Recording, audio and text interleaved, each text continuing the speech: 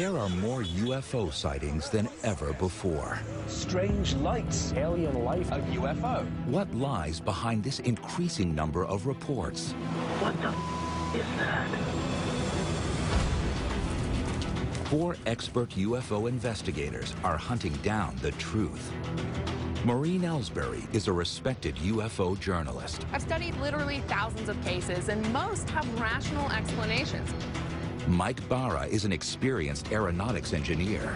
Before I believe in flying saucers, I'm going to need hard physical evidence. The other 2 investigators believe that aliens are already here. Daryl Sims is a private investigator and ex-CIA. I was abducted by aliens. I think they're a force for evil. And Stephen Jones claims to have had contact with extraterrestrials. ETs are walking down the main street right now. In this investigation, Wow.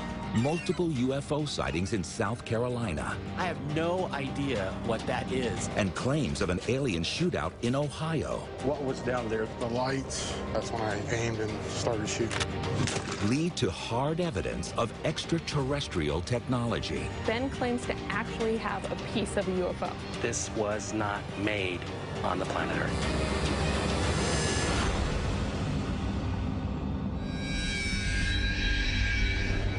Myrtle Beach, South Carolina. Recently, there have been over 190 UFO sightings reported over the ocean. Now, the 4 highly experienced investigators are in town to discover whether aliens are behind this UFO activity and to gather evidence from local residents. UFO journalist Maureen Ellsbury has background information on the sightings. So we're talking about these lights over Myrtle Beach, which have been reported along the Grand Strand for over 50 years.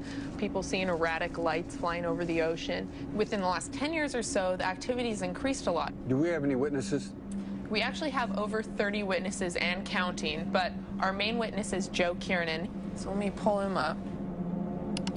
He's a 36-year-old married man. He's got 3 kids. He first saw these lights in July 17th of 2012, but since then he's recorded tons of video. Look at that, Anthony. Oh my God. Cannot get Look that. how bright that one just got. I got it. I got it. It's glowing right now. That's it. Oh, it's fading out. I can't get it on here anymore. Honestly, my gut is telling me that this is military activity and we can probably explain all of this stuff away. Mike, you are so quick to take that route, man. This is a really interesting case, really exciting. This is a close encounter case, something really important. In addition, I'd also like to see if there's any abduction reports in connection with these lights. We need to get out there. I've arranged to meet Joe at North Myrtle Beach, which is the location of his sightings. All right, team, let's go find them. Come on.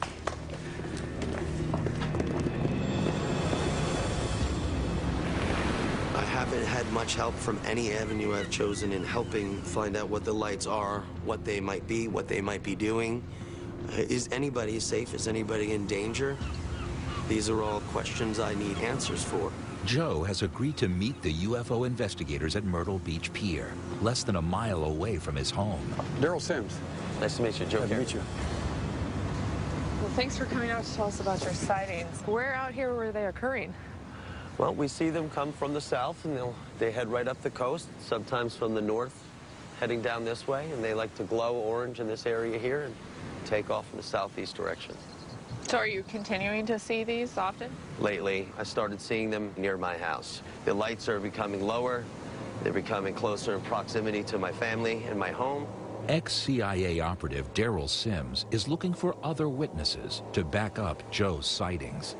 Is anyone else in your family or anyone? Yes, my entire family has seen them at least 30 times. How do you feel when you see these things? Do you feel fearful? Do you feel excited?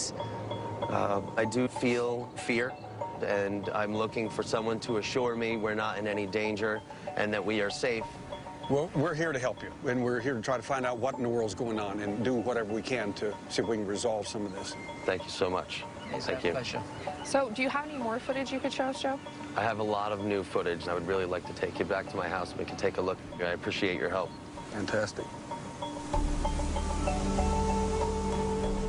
You know, You guys, I honestly feel really bad for Joe. I mean, he moved down here for this nice, peaceful life, and now he's getting kind of terrified. Investigator Stephen Jones claims to have had positive contact experience with aliens many times. Well, you know, this contact experience to begin with, seeing these lights, was profound for him. But now, it's just been turned on its head, and there's some fear involved, I'm afraid to say. But fellow investigator Daryl Sims claims to have been abducted by aliens and thinks they are a force for evil. I used to work with exotic animals. They're great at a distance, but when they get real close, I don't have the sense of, wow, I need to go over and pet the tiger, see if it works. But the intelligence behind these lights are not wild animals. They are sentient, caring beings reaching out to Joe and his family for contact. I think you guys are making a few too many assumptions. We have a lot more to this case we need to see before we decide whether this is a hostile or non-hostile thing.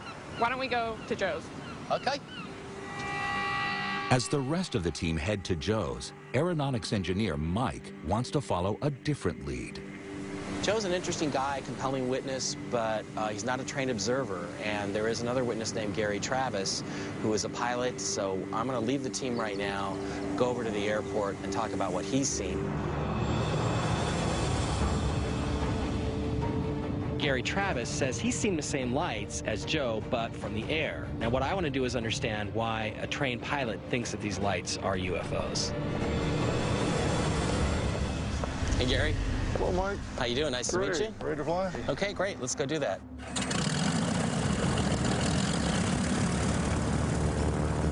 So how many years you been flying, Gary? Well, 38 years. 38 years. Yeah. You've seen a few things in the sky, I would imagine. Oh, yeah, I've been watching the skies for a long time. And we're off. You know, I've never seen anything unusual while I'm flying until back in October of 2011. That was the first time. It was probably 15 minutes before sunset. And I was in the landing pattern for that runway. And there was no traffic on the radio, no other planes were announcing they were in the area. What was it that caught your eye? I'm looking for other aircraft, and I saw an orange light over the horizon. Did this have any other lights on it, or was it just a big orange? Just one big orange light. I just estimated 2 or 3 miles away at my same altitude. Okay, so it's out over the ocean, it's bright orange, and it's away from the sun, right? But I didn't look at my instruments, so I just flew straight toward it to get a closer look. You know, you read some stories about people seeing UFOs and their cars stop. I thought, it wouldn't be good for my engine to quit right now. You know, I didn't want to have to take a swim. I flew toward the light for about 45 seconds. You knew immediately that there was something different about this. It was very unusual. I'm always looking for other aircraft. You know, most conventional aircraft, whether they're large commercial planes or military or whatever, helicopters, they've got strobe lights, they've got a red light, usually a green light. It was definitely not an aircraft. Okay, and how long would you say you observed it for? I'd say 1 minute. About a minute solid. And then what happened to it? It just disappeared. It just blinked out of existence? Blinked out. All I can tell you is this. I've been flying for a long time, and I've been watching skies all my life, and I've never seen lights like these before. Gary is unable to identify the lights, but Mike, who has studied aviation for many years, still believes there is a rational explanation for what Gary saw. Gary's a great guy, rock-solid witness, excellent observer, tons of experience in the air, but what he described and where he pointed out that it was is right where they do the air combat training here locally. So I'm going to get up to the Air Force Base and find out what they were doing and when they were doing it. Early next morning, the rest of the alien investigators arrive at Joe Kiernan's house to examine the new footage he has of the UFO lights. This is the place where we're going to investigate this case thoroughly. Hey, Joe. Hello, Hey, how are you? Thanks for having us over. Oh, please come in. Very happy to have you. Thanks, Joe. Hi, Joe. Oh, nice Good to see you. again. Good to see you, sir. Please come in. This is a lovely home you got here. It's very nice. Thank you very much. But before he shows them his video, Joe takes the team to the back of his house to point out the flight path of the UFOs. The majority, when they come traveling right through here, And they tend to be right over this tree line here at an incredible How close to rate. these trees and these houses do they actually get? It's seldom they're higher than that tree line. Joe followed the lights and filmed them at a pond behind the trees. He wants to show the UFO investigators just what he saw. This is what I see over that pond. And you can see here, as the camera pans right, there appears to be something red that'll grab your attention. It enters there. When you put it in slow motion, it breaks the plane of the water. It will glow.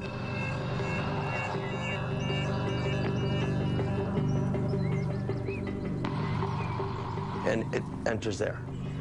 Wow. That's gone below the water? Yes. Wow.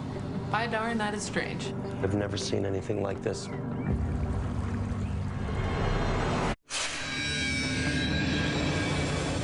Four expert investigators are in Myrtle Beach, South Carolina, where multiple UFOs have been sighted over the ocean. Local witness Joe Kiernan has filmed the UFOs over the beach. And they glow orange and take off in the southeast direction.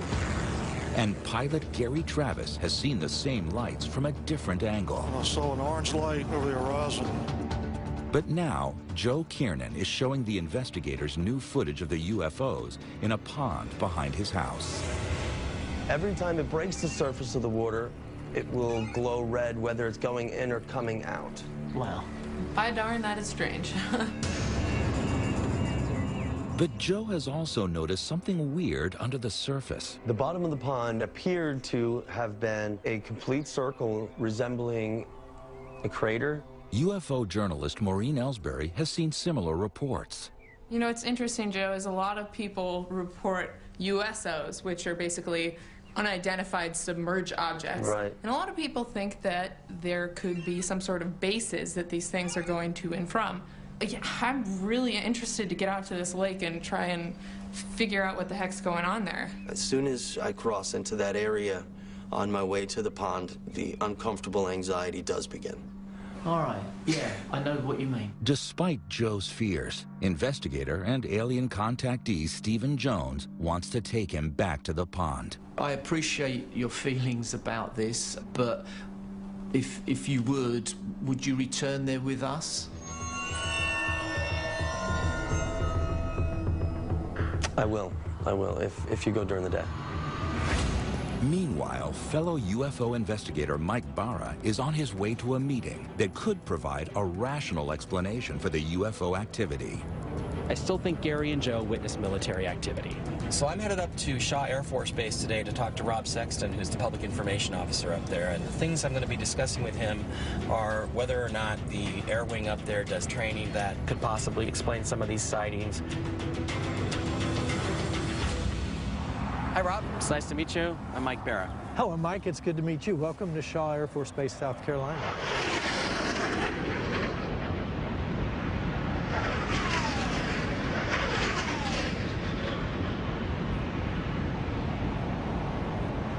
It's really cool. So the first thing that I'd like to ask you is, do you guys train here at all with your aircraft? Well, yes, we do. Shaw's 20th Fighter Wing is the largest combat F-16 wing in the United States Air Force. Okay. We train over the ocean, off Myrtle Beach, all the time. And because it is combat training, our aircraft do eject flares. Do you ever do training exercises over land, over populated areas? Yes, it could occur over land as well. Would you happen to have a schedule of the weeks in the last, say, 6 months that you guys Actually, have done I looked into that, and so I'm able to provide you a schedule of the weeks that we did night fly in 2012. Okay, that's fantastic, and we'll be able to compare that with the sightings that we have. I think the case to be made that these are flares is pretty strong. That evening, Mike meets with Joe at Myrtle Beach. Mike's devised an experiment he believes will prove to Joe that what he's seeing are military flares, not UFOs. We usually set up and film in this area here. Oh, okay. Right along the dunes here. Mike is using a distress flare to simulate the signature of a military decoy flare. They are parachute flares. They're going to go up about 1,100 feet into the air. And you've brought your camera, the same camera you've been using to record this stuff. Fantastic. I'm very excited to do this. Very excited. Great, let's get to it. Let's do it. Camera's ready? I'm ready to roll. All right, let's go.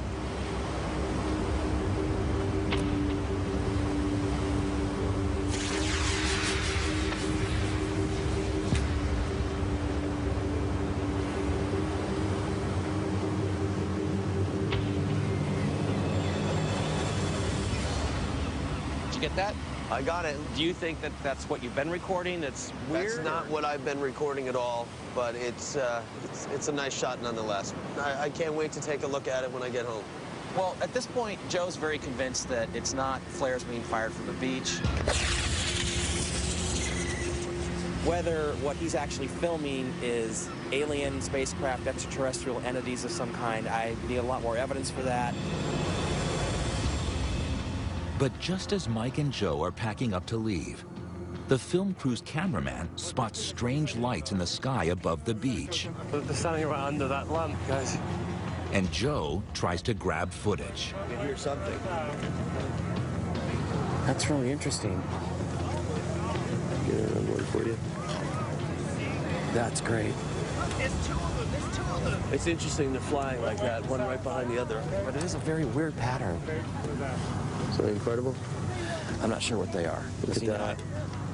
Wow. Yeah, and they're heading right over my house.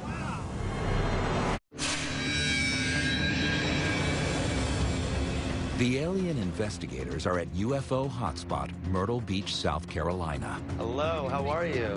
Witness Joe Kiernan has shown the team his videos of UFOs near his house. Wow. Investigator Mike Barra's test to prove Joe was seeing military flares has failed to convince him. That's not what I've been recording at all. But now they're in the middle of a real UFO encounter. I have no idea what I'm looking at. Something incredible? Wow. They're moving too slowly to be aircraft or any kind of jets. There's not going to be any combat testing tonight, so I don't really know what to say about them. They stayed in very tight formation, which indicates military, but I'm not sure what they are. Aliens? It would be going too far for me to say that they were aliens, but I don't know what to say about it other than it was a bit strange. The following morning, investigators Daryl, Maureen, and Stephen take Joe to the lake behind his house, where he recorded his footage of the UFOs. This is it. This is the pond in question. This is the area I have a high anxiety and large discomfort being in this area. At times could just be overwhelming, and I don't even want to be back here any longer. It's a tough place to be. Joe, you know, we fully appreciate you bringing us over here, and what we're going to do today is we're going to explore the area. We're going to take its pulse. That's fantastic.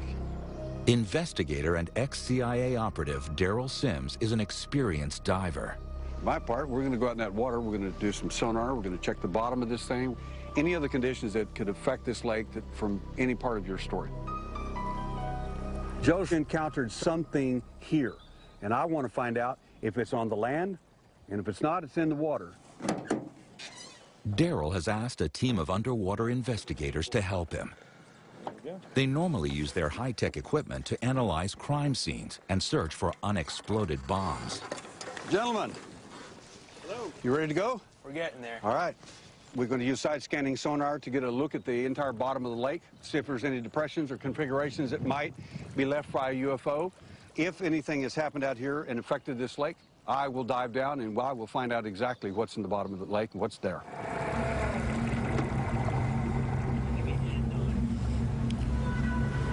I want to check everything that's out here that's an anomaly. I don't care what it is.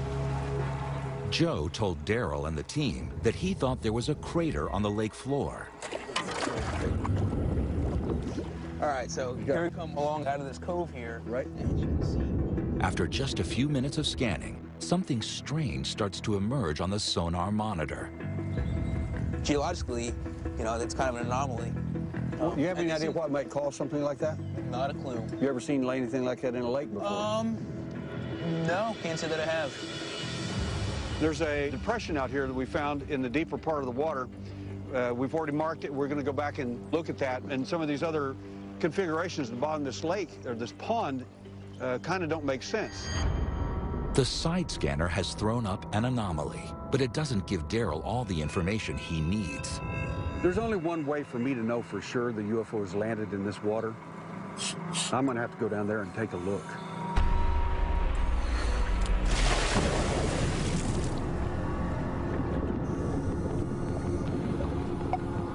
Daryl is using an underwater camera to relay pictures to Joe and the team on the boat.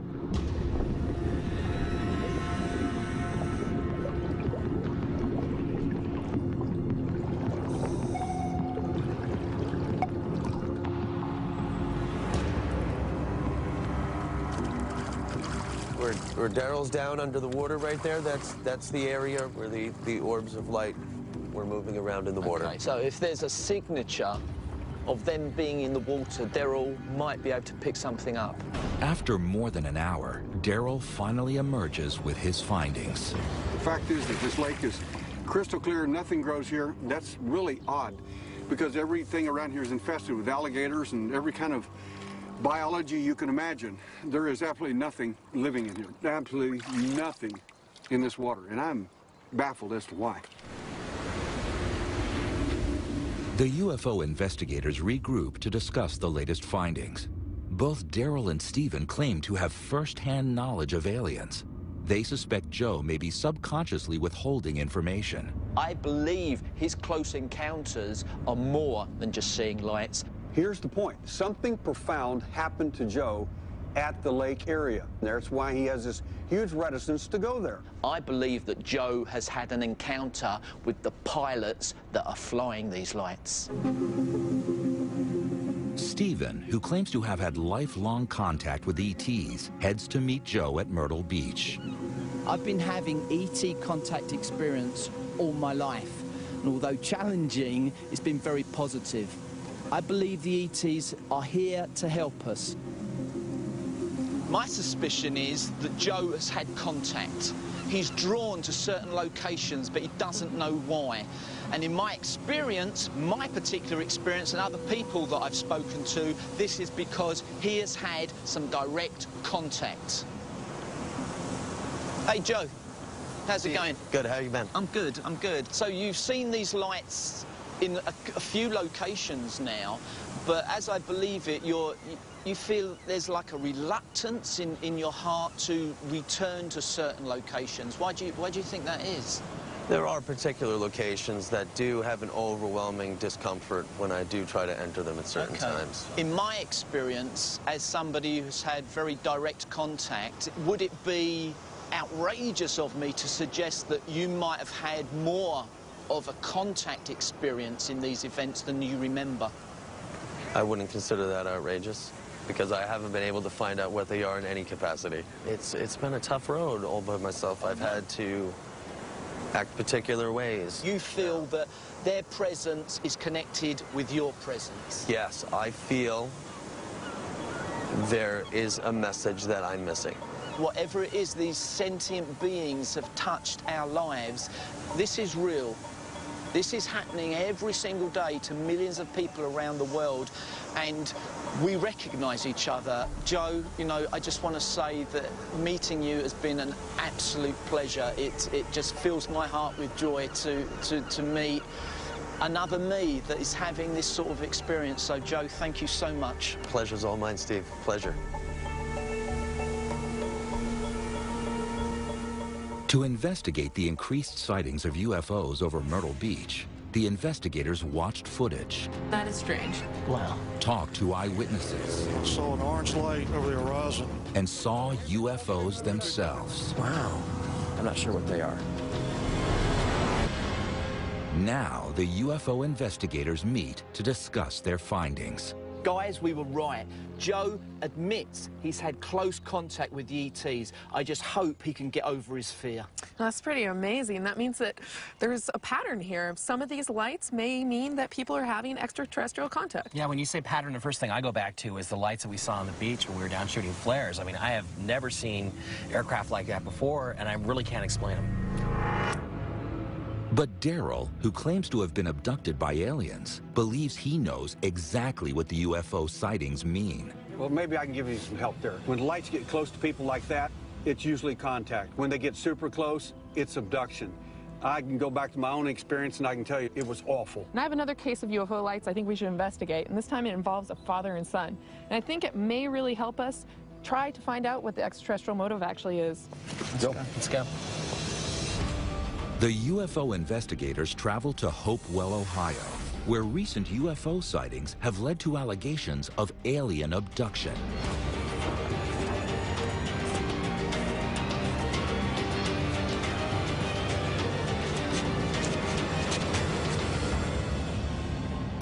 So we have another case similar to Joe's, where a witness is reporting orange orbs as well as other unidentified bright lights in the sky. Now, the difference between Joe and our witness, Ben Foggin, is that he's also reporting that he's had multiple abduction experiences. And I don't think that they're here to help us out and pat us on the back and all that kind of stuff. I saw a whole bunch of tables with a whole bunch of people and a whole bunch of aliens around them doing the same thing that they were doing to me. He's talking about horrific events going on in his life. This is abduction. There's no question about it. Well, yeah, well, why don't we go meet Ben? Okay. Let's go.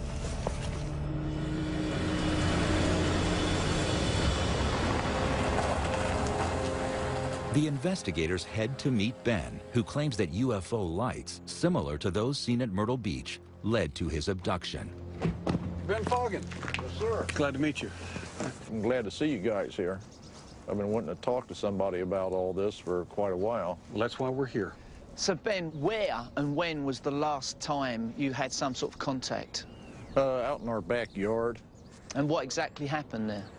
Ran into some orbs. So is it in amongst the trees? Yes, sir. There was two of them. They were white at first, and one of them disappeared and just left one, and it changed yellow, from white to yellow. Ben, can you tell us exactly what happened here? I was abducted.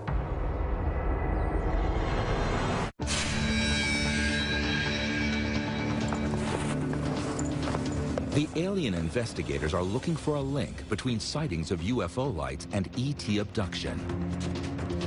In South Carolina, witness Joe Kiernan felt threatened by orb-shaped lights. I'm looking for someone to assure me we're not in any danger. Then investigator Mike Barra witnessed them for himself. I don't know what to say about it other than it was strange. Now they are in Hopewell, Ohio, where eyewitness Ben Foggin claims similar UFO lights led to his abduction. I was abducted.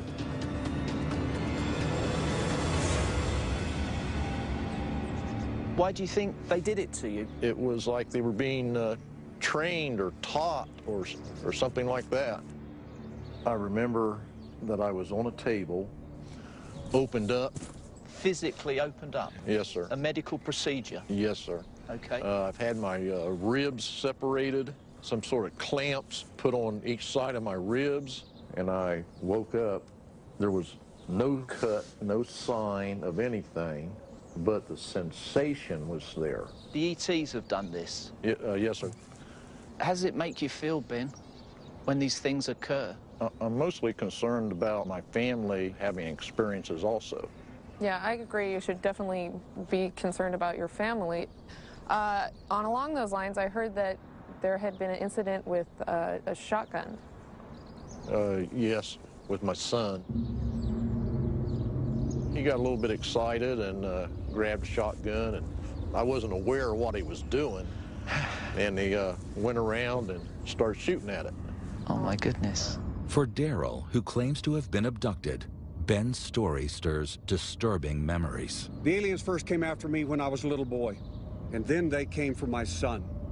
They come after families. This is how these cosmic skinheads operate. Ben's son Terry agrees to show the investigators what happened the night he saw the UFO lights. Is this about where you were at when this event happened? Yes, this is the area where it happened. What was it down there that caused you to shoot? The lights, because it was like right there at the baseline of the trees. At first I thought maybe it could be hunters back there messing around in the woods with a bunch of bright lights, but I got no response when I yelled out, "Who's out there?" That's when I aimed and started shooting. Now, Terry, show me exactly what happened that night. Sure. I was standing about right here. I cocked it, loaded it, and then I aimed it. The first one I shot was kind of like up here. Yelled one more time. "Who's out there?" And then I just started shooting at the lights. My heart was racing, adrenaline was pumping. I was pretty scared. Terry, what was your need to fire down there? I was scared. My reaction was just to grab it and I shot, and that's about it. Terry fired 5 shells at the UFO, and his father Ben claims at least one of them hit the target. It was making a noise that sounded like a broken washing machine, and then the noise stopped. And when it stopped, right after it stopped, I thought I heard a thump. Ben claims that Terry's shots dislodged a chunk of material from the UFO. Wow, I would really like to get my hands on that. Got it right inside. I'll go get it right now. Awesome, thank you. Great. What do you That's, think? well, that's, if he's got it, that's really cool. I mean, that's something we could actually get our hands on and physically test. And if it turns out to be something unusual, something weird, you know, it could be, it could, yeah. Very rare. Here you go, gang. Oh, awesome, thank you. Wow. Wow, that is cool. Jeez, look at... What did it actually land on? There was gravel and sand. Okay, so Ben, basically you found this thing in your driveway then, after having heard it hit to the ground, right? Yes, sir. Okay. So did you touch it straight away? I bent down to pick it up, and when I touched it, it was hot. Ben, if it's okay with your permission, we would like to take it to a lab for some testing. You bet. Ben, I'd like to take Stephen, if you don't mind, and we'd like to go out to the driveway and look at the area and check it for radiation for a number of different tests we'd like to do. Sure. Good man. All right, well, we'll see you guys later. All right. Yeah, I'll see you Have later. fun. Okay, good deal. Maureen and Mike may have their hands on a fragment of the mysterious orb-like UFOs that Ben claims have been plaguing him and his family. They head to a lab to have the material analyzed by expert scientists. Hi there. Hi, Nice Maureen. to meet you. Nice to meet you, Maureen. Hi, I'm Mike Barra. Hi, Mike. Nice to meet you. Phyllis. Mike, nice to meet you, Nick. So here's the sample that we've been given from Ben Foggins. The first test is to see if fragments embedded in the material are from Ben's driveway, where he claims it fell. With this spatula, I'll try to get into some of the crevices and get enough material out to get a spectrum. There's plenty there. Okay. Oh, isn't that interesting?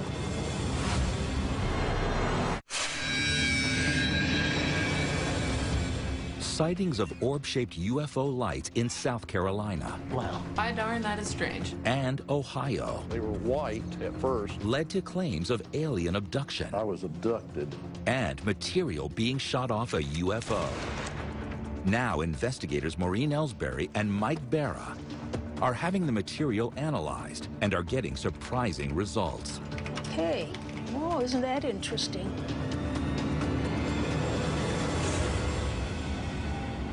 Right here is a little bit of silicate from the dirt in the driveway. Typical limestone gravel is used in Ohio for... Yeah, a typical driveway. So that can confirm that it was actually in his driveway. Yeah. The traces of dirt found on the material back up Ben's story of a lump of hot metal landing in his driveway.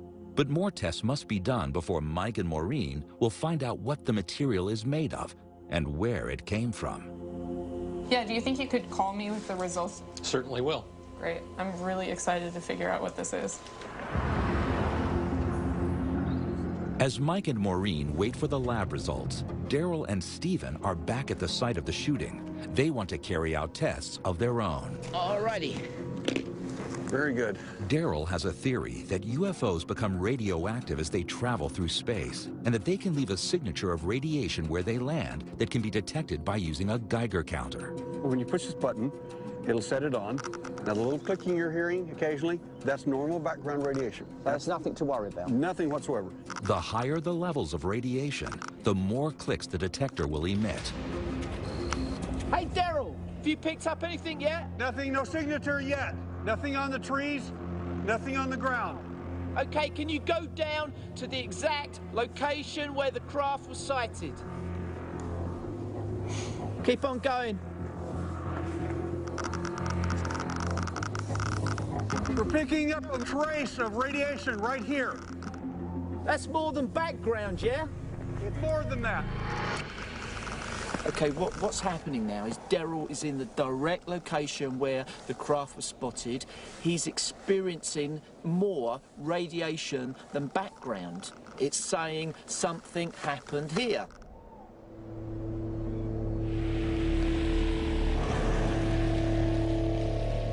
As night falls, Mike and Maureen finally get the call from the lab. They have completed their analysis of the mystery material Ben found in his driveway. Hey, Nick. Hi there, Maureen. So I'm really anxious to hear about the results of these tests. The ratio of strontium-87 to strontium-88 was somewhat out of bounds.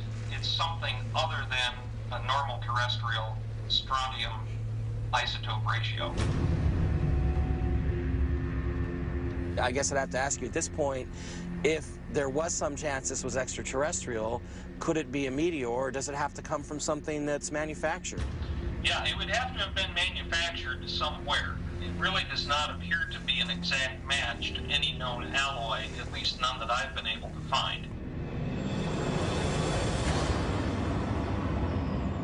The next day, the UFO investigators regroup to assess the new evidence from Ben Foggin's UFO shooting incident.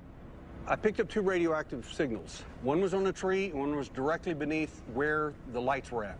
So you're saying you actually found radioactive material right where they had their sighting, right where he shot at it? Exactly where the light was. While they were firing, they may have actually hit something and knocked some radiation off into the tree and onto the ground. Well, that's another piece of the puzzle that fits perfectly.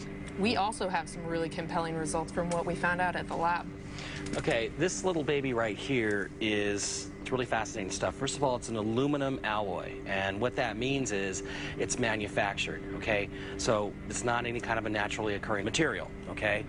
The interesting thing about this particular aluminum alloy is it contains some very strange trace elements, and they have an isotopic ratio that is pretty far beyond what would be produced on Earth.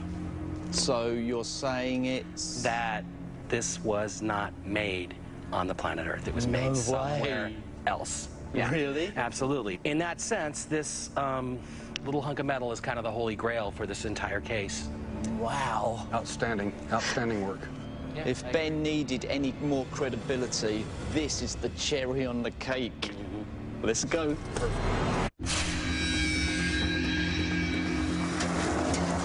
The UFO investigators have uncovered mounting evidence that orb-shaped UFO lights may be alien craft. Wow. By darn, that is strange. Multiple eyewitness accounts in Myrtle Beach. I saw an orange light over the horizon. The lights are coming closer in proximity to my family. I have no idea what I'm looking at. Claims of abduction in Ohio. I was abducted. Debris from an alien shootout. And confirmation that the metal may not be from planet Earth. It really does not appear to match any known alloy. This was not made on the planet Earth. All point to possible link between sightings of UFO lights and incidents of alien abduction.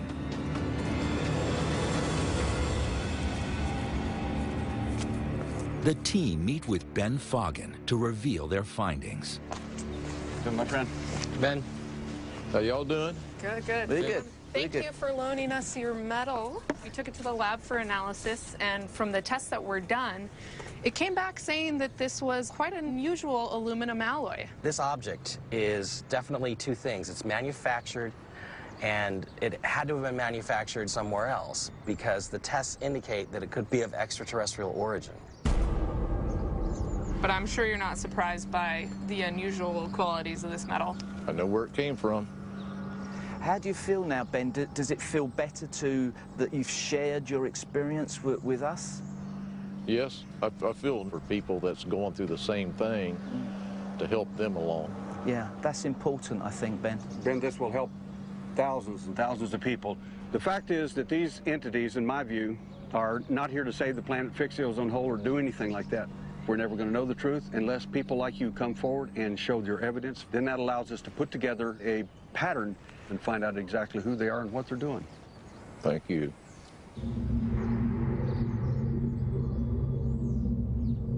After gathering first-hand evidence from 4 witnesses across 2 states, the UFO investigators sum up the case.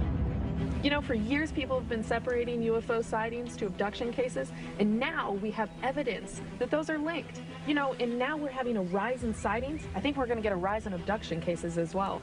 Well, that really troubles me. The alien's not here for our benefit, and that's not really any good at all. Yeah, but Daryl, you know I disagree with you, man, and I just feel that if Ben and Joe can, you know, dig deep and find some inner strength, they'll know that this is not a threat.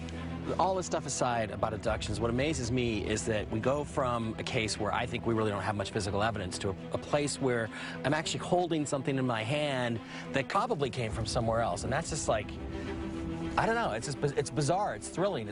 If that's the case, Stephen, I hope you're right, and I hope the reason is they're up to good. Let's go.